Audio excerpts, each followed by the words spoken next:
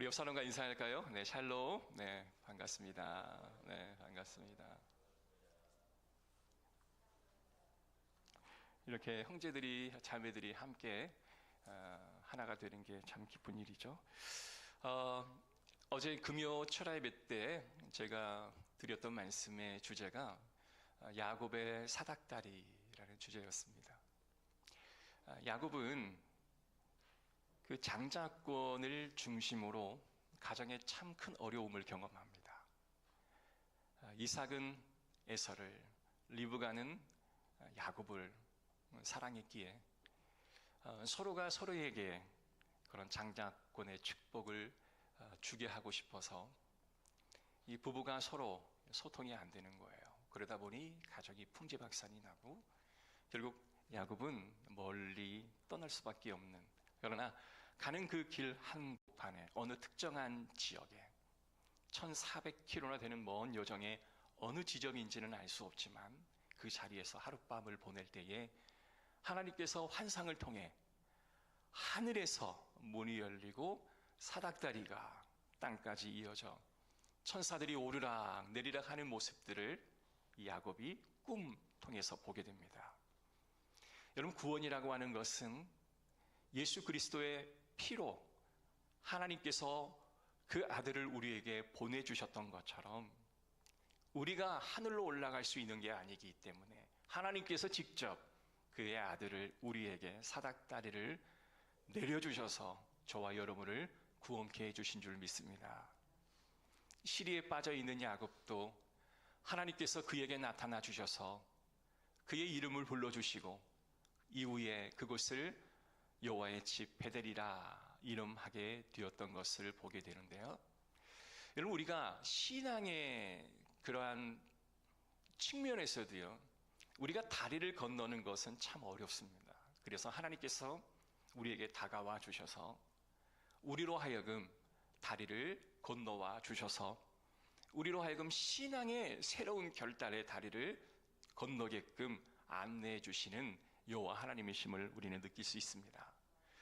여러분, 중국에 가보면 장가계에 한 1430m 정도 되어지는 굉장히 높은 다리가 있대요.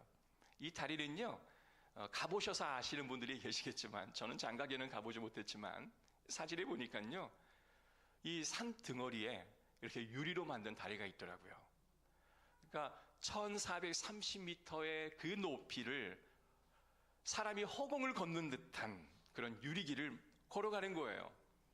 여러분, 두렵지 않겠습니까? 얼마나 두렵고 떨릴까요? 그 다리를 건너기 위해서 뭐가 필요할까요? 용기라는 게 필요합니다. 첫 발을 내디딜 때 사람들에게 찾아오는 많은 두려움이 있지만 용기를 내어 그 발을 내디딜 때에 그런 그 다리를 건널 수 있는 겁니다. 저 굉장히 못 사는 나라의 어느 한적한 시골 마을인데요, 우리나라는 그래도 돈이 있으니까 다리를 하나 만들어 줄 수 있는 능력이 있잖아요. 근데 다리를 만들 수 있는 여력이 없는 나라에서는요, 이쪽 마을과 이쪽 마을을 연결해 줄 다리 하나만 있으면 한 하루 이틀을 삥 돌아서 가지 않을 텐데 겨우 그들이 건널 수 있는 다리는 고작 해야 줄을 4개를 연결해서 밑에 있는 2줄을 판자로 연결하고요, 2개 있는 위에 있는 2줄을 잡고 걸어가는 거예요.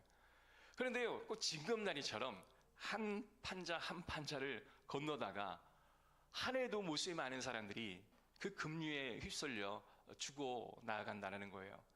그러나 사람들이 어쩔 수 없이 그 다리를 건너야 하기 때문에 죽음을 무릅쓰고 그 다리를 지금도 건너는 사람들이 꽤 있다라고 하는 겁니다. 여러분, 다리를 건널 때 필요한 건 뭘까요? 용기라는 믿음이에요.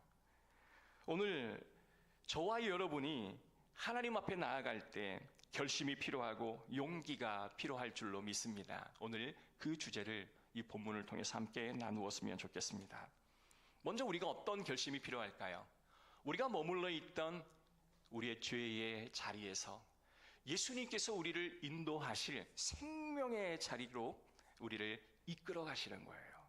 사랑하는 성도 여러분, 우리가 사는 그 죄의 자리에서 생명의 자리로 옮겨가기 위해 우리에게 요구되어지는 것은 용기와 결단이 필요할 줄로 믿습니다. 아멘. 자, 오늘 본문은 사마리아 성 안에 일어났던 이야기예요. 당시 사마리아 성을 뚝 둘러싸고 있었던 아람 군대의 많은 군사들이 이 사마리아 성을 그냥 두 겹, 세 겹 진을 치고 있었습니다. 고대 근동에서는요, 이제 높은 산성, 아주 강력한 산성을 가지고 있으면 그 산성을 넘을 수가 없잖아요. 그래서 삥 둘러 포위를 한 채 어떠한 물자도 들어갈 수 없게끔 아주 고사작전을 펴는 것이 또 하나의 전술 중에 하나입니다. 성 안에 음식도 물자도 물도 반입을 할 수 없기에 성 안에 있는 사람들은 말 그대로 아비규환이 되었을 것입니다. 점점 준비해둔 음식과 물은 떨어질 것이고, 그 상황이 지금 열왕기하 6장 25절에 어떻게 표현되고 있냐면, 아람 사람이 사마리아인을 애워싸므로 성중이 크게 줄여서 나귀 머리 하나에 은 80세겔이요 비둘기 똥 4분의 1갑에 은 5세겔이라 하니. 당시 물가가 폭등했어요. 수요는 많으나 공급이 적으니 당연히 물가가 뛸 수밖에 없었습니다. 평상시에는 먹을 것도 먹지도 않을, 그냥 내다가 버릴 나귀 머리, 부정한 그러한 거라 가까이 두지도 않았던 것을요, 은 80세겔이래요. 여러분, 은 한 세겔이 노동자의 하루의 품삯 아니겠습니까? 그런데요, 은 80세겔, 나귀 머리 하나에 성인 남자의 3달치의 봉급을 주고도 살 수 없을 만큼의, 그만큼 살기가 벅벅해졌던 거예요. 이 비둘기 똥이라고 하는 것은 콩 종류인데요, 이 콩 종류의 작은 한 움큼의 콩을 사기 위해서 한 남자, 그러니까 일주일치의 임금을 줘야만 그 콩을 살 수 있는 정말 살기가 어려운 시대가 되어버리고 말았던 거예요. 이도 돈이 있어서 사면 다행이지만, 심지어는요, 어린아이들을 돌아가면서 잡아먹을 정도로 그 사마리아 성 안에는 진짜 아사 직전, 정말 절망적인 상황, 그 상황이었습니다. 자, 그런데 오늘 본문에 또 한 그룹의 사람들을 소개하고 있는데요, 그 사람들은 한센병, 그러니까 문둥병자라고 과거에 개역 한글에는 기록되어 있지만 오늘날의 성경은 뭐라고 그래요? 나병 환자라고 이야기하는, 이 나병 환자들은 그들만의 조직을 갖추고 따로 사람들과 떨어져 살 수밖에 없었습니다. 왜냐하면 외형이 보통 사람과 다르잖아요. 코와 귀와 손가락이 이제 떨어져 나갈 수밖에 없는 상황이었기에 도저히 사람들과 같이 살 수가 없었던 거죠. 사람들이 이야기하기를, 하나님이 너를 사랑했다면 어떻게 너를 나병, 질병을 줄 수 있겠냐, 하나님이 너를 구원하지 않는 것이 정확하다. 그래서 그들은 그 공동체에 살 수도 없었고 가족과도 살 수 없이 그냥 하나의 그룹을 형성해서 그곳에 살 수밖에 없었던 상황이었습니다. 레위기 13장 45절의 말씀 보면 문둥병자를 향한 규정이 있었어요. 그들은요, 옷을 찢어야 됐습니다. 그리고 머리를 산발한 채 윗입술을 가리고 지나다니면서 뭐라고 외쳐야 하냐, 나는 부정하다, 나는 부정하다. 그러니까 정한 사람이 이 부정한 사람을 마주쳤을 때에 그가 부정해질까 봐 멀리 서서 외쳐야 하는 그런 고통이 있었죠. 이들이 당해야 하는 그 어려움은 어땠을까요? 우리가 상상할 수 없는 고통이었지 않겠습니까? 자, 그런데요, 열왕기하 7장 3절에 보니까 성문 어귀에 나병 환자 4사람이 있더니 그 친구에게 서로 말하되 우리가 어찌하여 여기 앉아 죽기로 기다리랴. 그러니까 이 나병 환자 4사람은 이 현실 자체가 너무 힘이 들었어요. 여러분, 성 안에 사람들도 먹을 것이 없어 아사 직전에 있었던 상황인데 이 문둥병 이 그룹들은 더 말할 수도 없겠죠. 그래서 우리가 여기 있어도 죽을 것 같고 다시 사마리아 성으로 들어가자니 그들도 먹을 것이 없어 죽을 지경인데 우리에게 나눠줄 것이 무엇이 있겠는가? 그렇다면 우리 아람 진영으로 가자. 그들이 우리를 죽이면 그냥 죽자. 그리고 그들이 우리를 살려주면 그냥 살자. 뭐 단순한 생각밖에 할 수 없었던, 그러니까 사방이 다 막힌 거예요. 좌우도 막히고 뒤도 막혀서 이제는 딱 한 길만 갈 수밖에 없는 상황으로 하나님이 몰아가시는 거예요. 여러분, 구원이 없는 그 공동체, 그 사람들의 마음속에 가졌던 그 마음의 그 절박한 심정을 오늘날 우리 모든 현대인들도 동일하게 경험한 분들이 꽤 많습니다.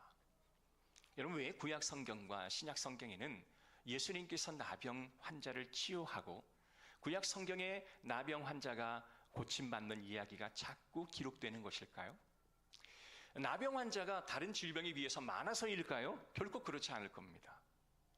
나병 환자의 상황과 우리의 영적인 상황이 너무 흡사하기에 성경은 나병 환자를 예를 들어서 우리의 영혼이 구원받기 이전에 죄의 상태, 죽을 수밖에 없는 상태에 머물러 있다가 이제 구원을 받은 이후에 다시 소생케 되어지는 그 상황이 마치 나병 환자가 치유받는 과정이 우리가 죄 가운데 머물러 있던 우리가 다시 구원받는 자의 모습이 너무 흡사하기에 성경은 구원을 설명하기 위해 나병 환자의 치유된 사건을 우리에게 소개하는 것을 우리가 자주 볼 수가 있다는 겁니다.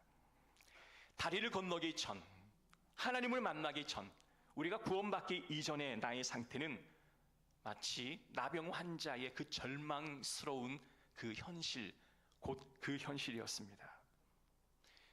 교회라고 하는 구원의 공동체에 우리는 머무를 수도 없었고, 우리는 죄인이라고는 부정의 대명사였고, 그 누구와도 바른 관계를 가질 수 없는 상태가 꼭 나병 환자의 상태와 너무 흡사하다라고 하는 거예요. 사랑하는 성도 여러분, 우리가 이전에 구원받기 이전에는 나병 환자의 상태임을 우리가 인식합시다. 그러나 우리가 이제 주 예수 그리스도의 그 구원의 십자가의 사건과 그의 피로 말미암아 내가 구원받았음을 믿었으니 나음을 입은 나병 환자처럼 저와 여러분도 구원의 그 기쁨을 누리는 우리 모든 성도들이 되시기를 주의 이름으로 축복합니다. 아멘. 자, 이들의 상황을 살펴보니 사람 취급도 해주지 않는 거예요. 쫓겨 나갈 수밖에 없는 상황이었습니다. 군대가 에워싸니 먹을 것도 없었어요. 자, 4절 한번 읽어봅시다. 시작. 만일 우리가 성읍으로 가자고 말한다면 성읍에는 굶주림이 있으니 우리가 거기서 죽을 것이요 만일 우리가 거기서 머무르면 역시 우리가 죽을 것이라. 그런즉 그들이 우리를 살려 두면 살 것이요 우리를 죽이면 죽을 것이라 하고. 여러분, 이 말씀 안에 그들의 상황이 다 담겨 있지 않겠습니까? 야, 뒤로 가도 죽고 앞으로 가도 죽을 거면 차라리 앞으로 가서 우리가 죽으면 죽으리이다 라는 마음을 가지고 나아가자라는 것입니다. 방법 하나를 딱 찾았어요. 여러분, 그럴 때 있죠. 이렇게 더해도 안 되고 저렇게 해도 안 되고 딱 하나의 길밖에 없는 거예요. 그 딱 하나의 길밖에 없는 그 길을 걸어갈 때 우리에게 요구되어지는 것은 바로 믿음의 용기입니다. 사랑하는 성도 여러분, 믿음의 용기를 내시기를 주의 이름으로 축복합니다. 답이 보이지 않을 때 찾고 찾다가 한 길을 찾았다고 한다면 이것은 바로 하나님이 주시는 길이라 믿으시기를 바라요. 이미 이 상황을 지나간 분도 있을 겁니다. 어떤 분은 지금 이 상황을 지금 거쳐가는 분도 있을 것이고, 그리고 앞으로 이 상황을 마주할 분도 있을 겁니다. 그러나 누구나 한 번의 선택은 있을 것인데 하나님께서 저와 여러분에게 이 길도 막히고 저 길도 막히고 하였을 때 딱 하나의 길을 흐릿하게 보여주실 때 그때 용기를 내어 그 다리를 건너시기를 주의 이름으로 축복합니다. 뒤에서는요 막 빨리 가세요 빨리 가세요 재촉하는데 다리가 떨어져야 걸어가죠. 다리가 떨어져야 걸어가죠. 다리가 떨어질 힘만 있다면 걸어갈 것 같은데 한 발짝만 내디디면 그냥 쭉 갈 텐데 이 한 발짝 내딛기가 그리 어려운 현실 아니겠습니까? 어떤 사람은 좋은 환경에서 선택하는 사람도 있겠죠. 어떤 사람은 모든 상황이 다 맡겨서 진퇴양난이 되어 그냥 그 한 길을 선택하는 사람도 있을 것입니다. 어떤 순간에 선택을 해야 하는 것은 각각 다르긴 하지만 성경은 말해요. 가라는 것입니다. 한 길 남겨주실 때가 있는데 다른 길로 가지 말고 하나님이 보여주시는 그 길로 가라는 거예요. 용기를 가지고 길을 건너라 라는 것입니다. 여러분, 성도들과 이야기해보면 내가 만약에 이 일을 경험하지 않았더라면 난 교회 안 나왔을 것이다 라고 고백하는 사람들이 꽤 많습니다. 내가 이런 어려움을 당하지 않았더라면 나 교회 안 갔을 거예요.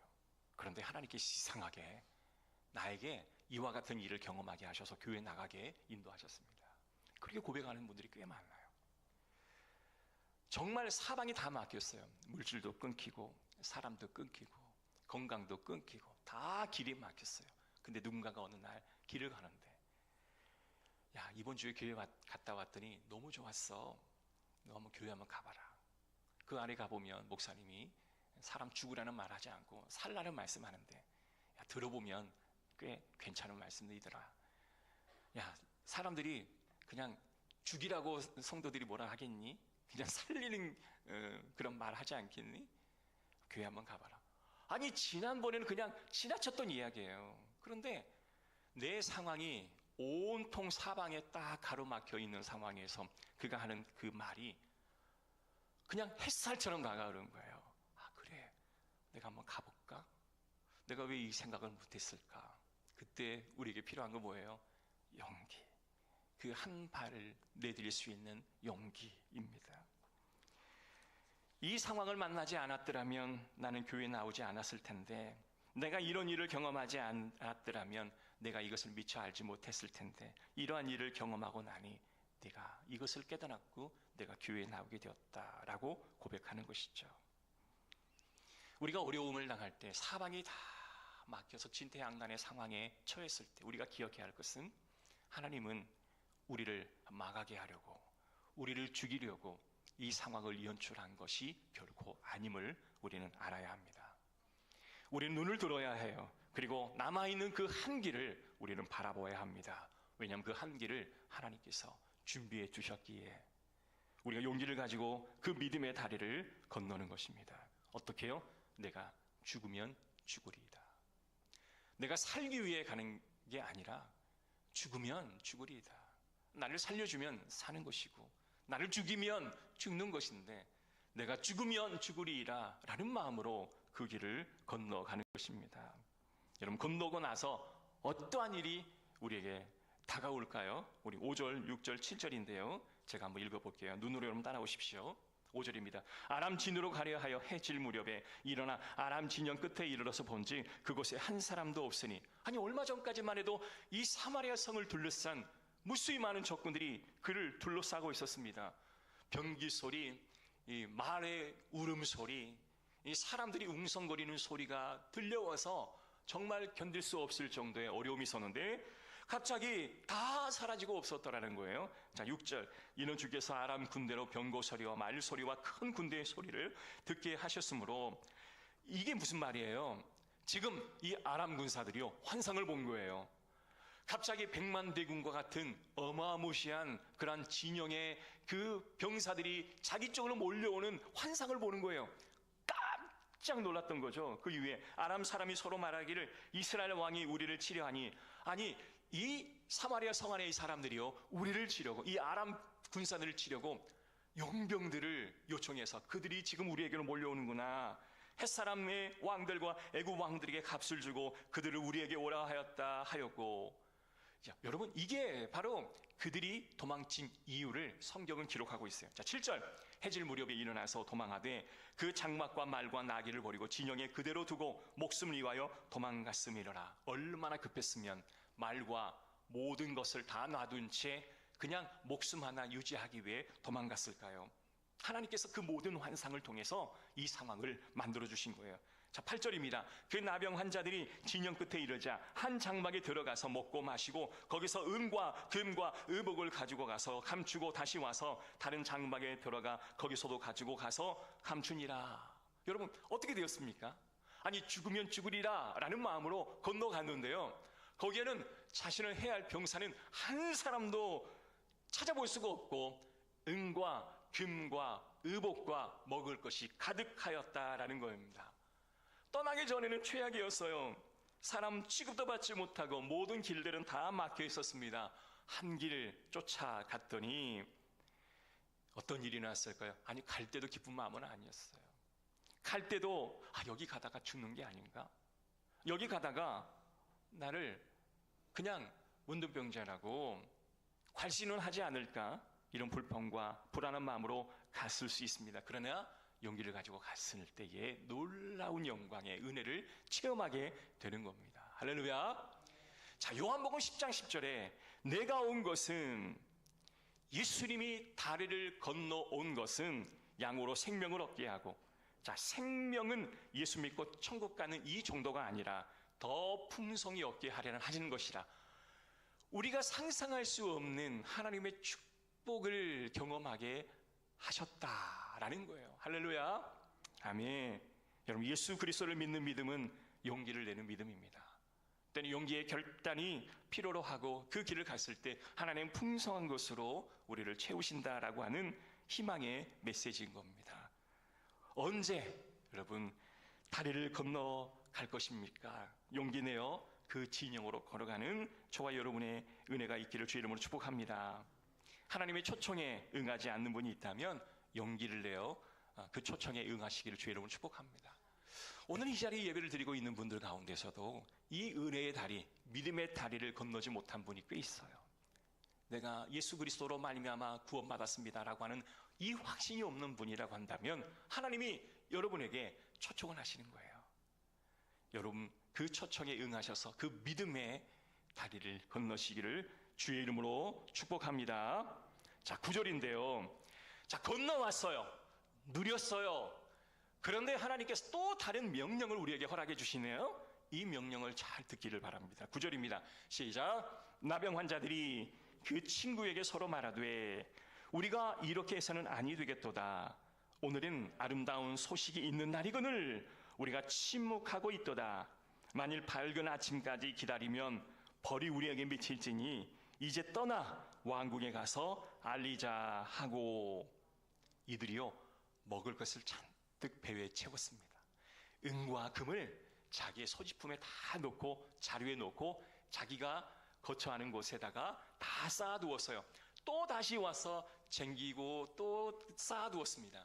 그런데 갑자기 정신이 번쩍 드는 거예요. 뭐예요?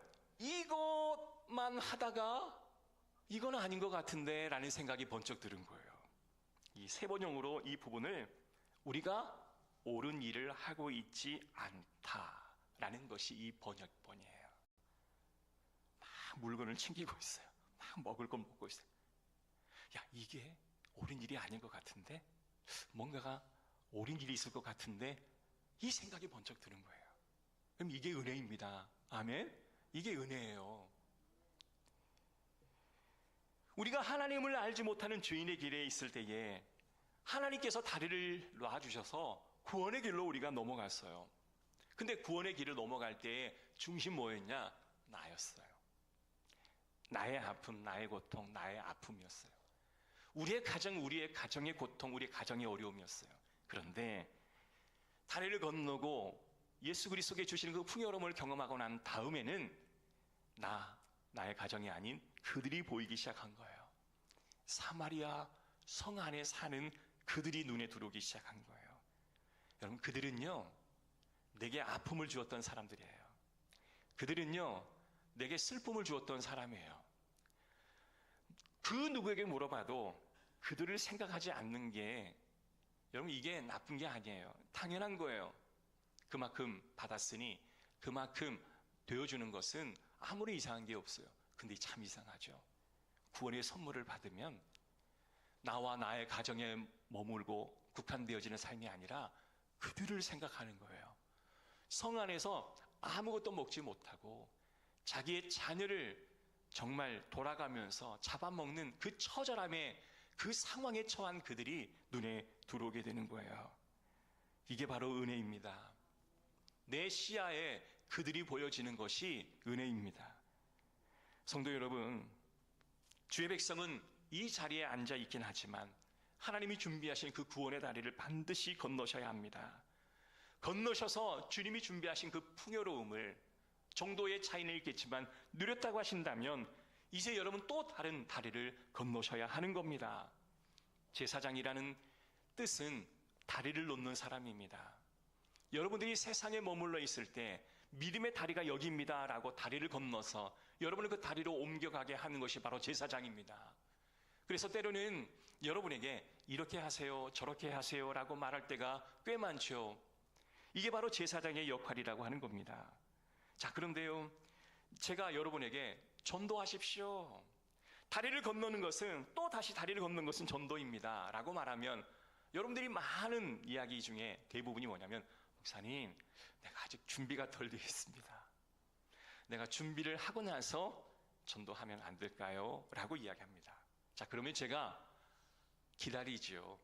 그러면 또 다시 질문을 드립니다. 5년을 기다릴까요? 10년을 기다릴까요? 20년을 기다릴까요? 라고 질문하면 잘 모르겠는데요 라고 이야기해요. 자, 내가 준비가 안 되어 있다라는 말은 저도 충분히 이해가 갑니다.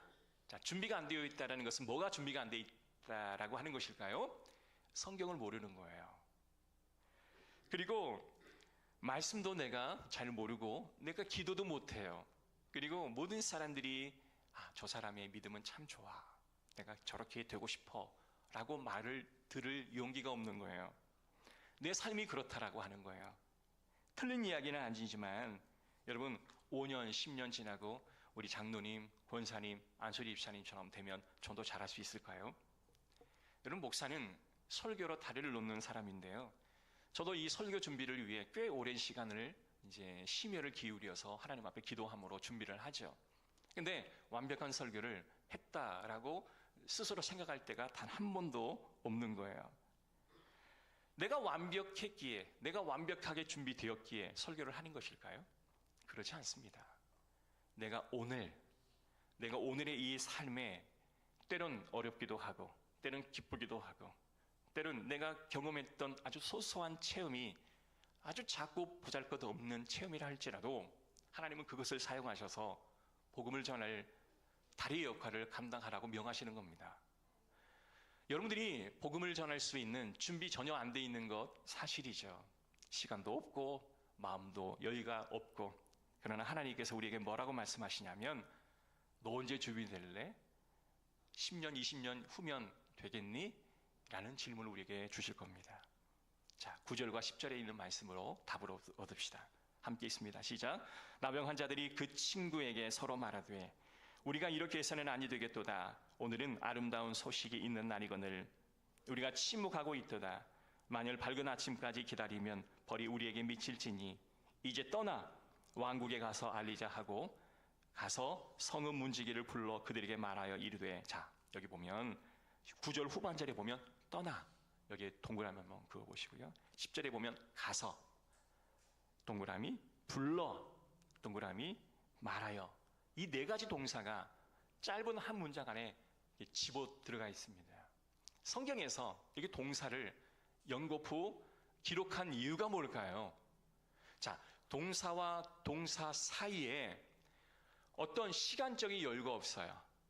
즉각적으로 하라는 거예요. 이들이 떠났어요, 갔어요, 불렀어요, 그리고 말했어요. 우리가 뭘 준비하고 하는 게 아니라는 겁니다. 하나님 우리에게 주시는 그 사명은 즉각적인 거예요. 아멘. 내가 그 사명을 받았을 때 하면 즉각적으로 하는 것이고요, 그것을 나중에 하겠다 그러면 거의 대부분 못 하더라고요. 그럼 즉각적인 순종. 할렐루야. 그래서 떠나 가서 불러 말하였다. 어딜 떠나요? 이곳에 왔던 이곳을 떠나는 거예요. 그리고 어디로 가요? 그 사마리아 성으로 가는 거예요. 누구를 불러요? 문지기들을 부르는 거예요. 뭘 말해요? 아니, 문지기요, 내가 봤더니 뭘 말합니까? 보세요. 그 후반절에 10절 중반이, 자, 함께 있습니다. 우리가 아람 진에 이르러서 보니 거기에 한 사람도 없고 사람의 소리도 없고 오직 말과 나귀만 메어 있고 장막들이 그대로 있더이다 하는지라. 할렐루야. 자, 이들이요 가서 전하는 게, 자 보세요. 여러분, 내가 과거에 이런 문둥병자였는데요, 내가 나음을 입었습니다. 본인이 완전히 변화된 것을 보여주었습니까? 아니에요. 그들이 여전히 문둥병자입니다. 그리고 그들이 뭐 특별한 놀라운 것을 말했던 게 아니라 본인이 보고 듣고 체험했던 그 수준만을 전하는 거예요. 이게 핵심입니다. 우리 교회는 뭐 전도 훈련도 꽤 많이 받고, 뭐 우리 사형리 전도, 그없는 책 전도, 뭐 전도 폭발, 뭐 많은 걸 했었어요. 그런데요, 중요한 것은요, 그거 준비하지 않아도 돼요. 뭘 하면 됩니까? 오늘 한 주 동안 내가 소소하게 느끼고 보고 듣고 체험했던 그 작은 것 있죠? 그것만 전하라는 거예요. 잘 갖춰진 것으로 전해야 하나님이 그 영혼을 구원하실까요? 아니에요. 우리의 삶은 우리 주변의 사람들이 다 보고 있어요. 목사인 저의 삶을 우리 가족들이 다 보고 있어요. 여러분의 삶을 여러분의 가족들이 다 보고 있어요. 그리고 다 생각을 할 거예요. 여러분 주변의 사람들도 다 보고 있어요. 여러분, 그러니 우리의 삶으로 우리의 작은 것 하나, 내가 느꼈던 거, 보고 들었던 것, 그거 하나 보여주면요, 하나님께서 그 속에서 역사하시는 거더라고요. 사랑하는 성도 여러분, 사마리아 성에 가서 대단한 거 원하는 거 아닙니다. 오늘 내가 느꼈던 것만 가서 전하실 때에 하나님께서 그 위에 성령의 기름을 부어주셔서 하나님께서 그 영혼을 인도하여 주실 줄로 믿습니다. 할렐루야. 제가 고1, 고2 때 이제 목사가 되겠다고 작정을 하고 제가 신학교를 갔습니다. 근데 신학교를 갔는데 목사님의 자녀분들이 꽤 많이 왔었어요. 초반에는요, 그 목사님의 자제분들이 꽤 부럽기도 했었어요. 왜 그랬을까요? 아니, 목사님의 자제분들은 유학도 잘 가요. 아니, 큰 교회의 목사님들은 자녀들을 유학비도 잘 대주더라고요. 그러니까 유학을 너무 쉽게 가요. 또 목사님들이 그러한 배움의 길들을 털을 잘 닦아서인지 잘 보냈습니다. 제가 설교를 준비할 때, 아빠, 설교를 어떻게 준비해요? 아니, 신방은 어떻게 가야 해요? 아니, 기도는 어떻게 해야 되며, 교회 목양은 어떻게 해야 해요? 아니, 어떻게 보면 1대1 개인 교습을 받을 수 있는 좋은 기회이지 않겠습니까? 근데 제가 시간이 조금 지나고 보면서 느꼈던 게 뭐냐면, 시골에서 막 올라와 가지고 이제 쌀가게를 운영하면서 이제 정말 매일매일 정말 치열한 삶을 사는 현장 속에서 어떻게 하면 신앙의 본을 보이는가를 우리에게 보여주셨다는 거예요. 그래서 이제 쌀가게를 하다 보면 이른 새벽에 문을 열어야 돼요. 그죠? 이른 새벽에 문을 열고 또 늦은 시간까지 문을 닫지 않아야 해요. 그러다가 주일은 쉽니다. 주일은 쉽니다. 큰 샤타문을 내리면 주일은 쉽니다. 초록색 그 샤타문에 하얀색 글씨로 주일은 쉽니다. 그때는 다 그랬어요. 저희 가정만 했던 게 아니라. 예전 신앙에 생활하셨던 분들 아시잖아요. 그때는 다 주일날 쉬었어요. 장사하신 분은 아니고. 늦은 시간까지 일하다가 이제 아침에 또 주일날 다 몸을 챙겨서 새벽 예배를 나가야 하는 그 치열한 삶을 옆에서 봤죠. 그리고 교회 생활을 열심히 하시는 모습들을 보면서 그것이 오히려 목사인 저에게 큰 자양분이 되는 모습이기도 합니다. 최근에 제 안에 드는 생각이, 그래, 성도들이 한 주의 삶을 정말 치열하게 살고 있구나라고 하는 것을 새삼 느끼게 되는 거예요. 돈 벌기도 어렵고, 그리고 그 돈을 벌기 위해서 정말 얼마나 흘린 땀을 흘려야 하는지 보게 되었다라는 겁니다. 사실 제가 그 부모의 그런 마음들, 또 주변의 사람들의, 성도들의 모습들, 이걸 통해서 내가 보았던 건 작은 거잖아요. 그죠? 그걸 통해서 나누면 되는 거죠. 사랑하는 성도 여러분, 하나님께 저와 여러분을 통해서 보게 하신 것, 듣게 하신 것, 느끼게 하신 것, 여러분 그걸 전하면 그게 전도가 될 줄로 믿습니다. 때론 유치한 기도 제목, 때론 무슨 이런 기도 제목을 가지고 내가 올 수 있을까 싶은 그런 상황일지라도, 성경 지식이 없고 내가 제대로 교육도 제대로 받지 못했다 할지라도 하나님께서 나를 보게 하셨다면 여러분 그것을 통하여 나누는 저와 여러분 되었으면 정말 좋겠습니다. 사랑하는 성도 여러분, 결론입니다. 다시 사마리아 땅으로 가는 그들, 이사야 52장 7절 이렇게 이야기합니다. 아름답도다 기쁜 소식을 가지고 산을 넘어온 사람이여, 아름답도다 평화를 선포하며 좋은 소식을 가져오고 구원을 선포하는 사람이여, 그 발이 복되다라고 말씀하세요. 여러분, 한 주 동안 복된 삶을 사시는 복된 달이 되시기를 주의 이름으로 축복합니다. 할렐루야. 건너가면 하나님이 함께 하셔요. 건너가면 하나님이 인도하십니다. 그리고 또 다른 다리로 건너갈 수 있는 힘을 주실 줄로 믿습니다.